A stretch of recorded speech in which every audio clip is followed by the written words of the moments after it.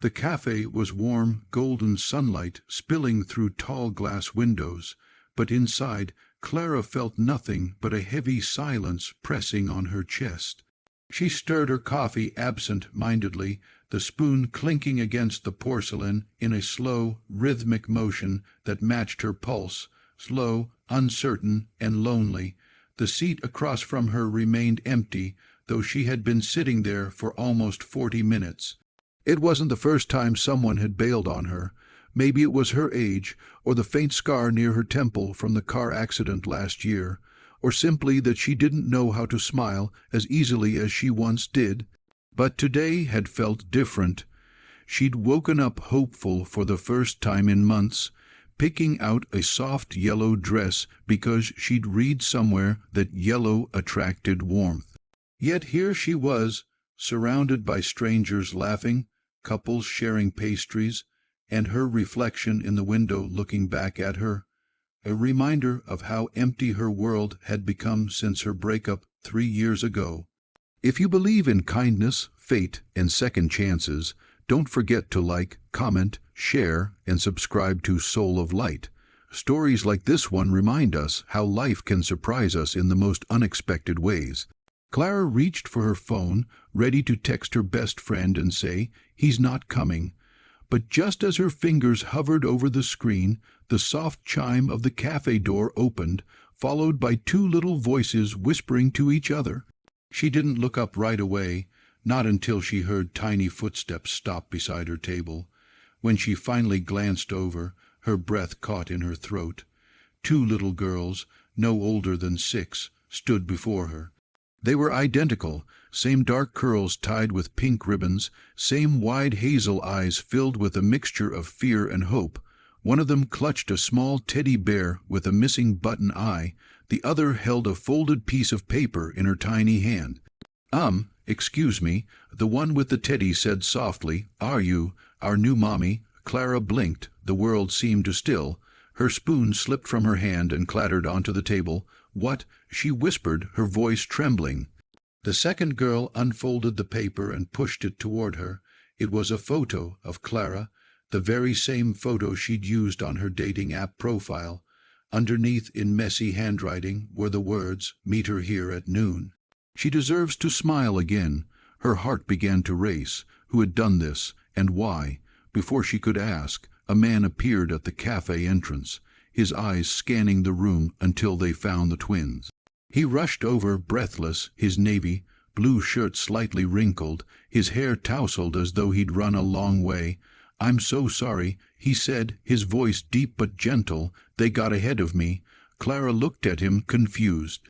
He wasn't the man from her dating profile, at least not the one she'd been expecting, but something about him, the sincerity in his eyes and the exhaustion beneath them, made her pause.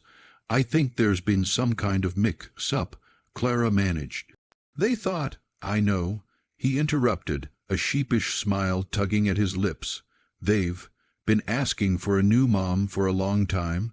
I never thought they'd take it literally." He crouched beside the girls. "Luna, Rose, sweetheart, this isn't how we do introductions." The girls looked down, embarrassed.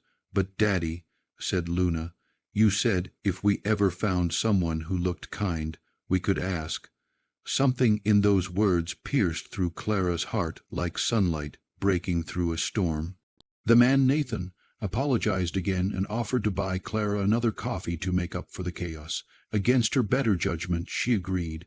What harm could one cup do? As they sat together, Clara learned that Nathan was a widower. His wife, Elise, had passed away during childbirth, leaving him to raise the twins alone. He had joined the same dating site not to move on, he said, but to try to find someone who could make him feel again. "I've been going through profiles for weeks," he admitted, "but when I saw yours, I don't know, you just looked like someone who'd understand." Clara didn't know whether to laugh or cry. "Understand what?" "The kind of loneliness that's quiet but heavy," he said softly. The words hit her so deeply that she had to look away. For the next hour they talked, about music, about their favorite books, about the things that used to make them happy. The twins giggled and drew doodles of flowers and hearts on napkins. Slowly, the emptiness that had filled that cafe seat began to fade. Days turned into weeks. Nathan and Clara started seeing each other, at first for coffee, then walks in the park, then dinners where the twins insisted on helping set the table. The girls began calling her Miss Clara, but sometimes, when they were sleepy, it came out as Mommy, and though it made Clara's heart twist, she never corrected them. For the first time in years, she felt like she belonged somewhere. But fate, as always, wasn't done testing her. One rainy afternoon, Clara arrived at Nathan's house to find the twins waiting outside, crying. Their grandmother, Elise's mother, had shown up unexpectedly, furious that Nathan was replacing her daughter. She demanded to take the girls with her until Nathan sorted his feelings out. The confrontation had left the girls frightened and Nathan broken. Clara tried to stay strong, but she could see the doubt in Nathan's eyes. He didn't say it outright, but she knew he was afraid of losing the twins again, afraid of the pain that came with love. That night she went home and cried for hours. She'd opened her heart again, only to feel it slipping away. But the next morning, as she got ready for work, there was a soft knock on her door. When she opened it, two little girls stood there in raincoats, holding a slightly crumpled drawing. It showed Clara in the middle, holding their hands with the words "We choose you" written in bright crayon colors. Nathan was behind them, his eyes wet. "They ran off," he said. "When I found them here, I realized I can't keep running from happiness, not when it's standing right in front of me." In that moment, Clara understood that sometimes love doesn't arrive in grand gestures or perfect timing. It arrives in broken pieces, in the laughter of children, in the courage to believe again. They hugged, all four of them, as the morning sun broke through the clouds, washing everything in gold. Months later, that same cafe became their favorite spot again, not for blind dates this time, but for family breakfasts.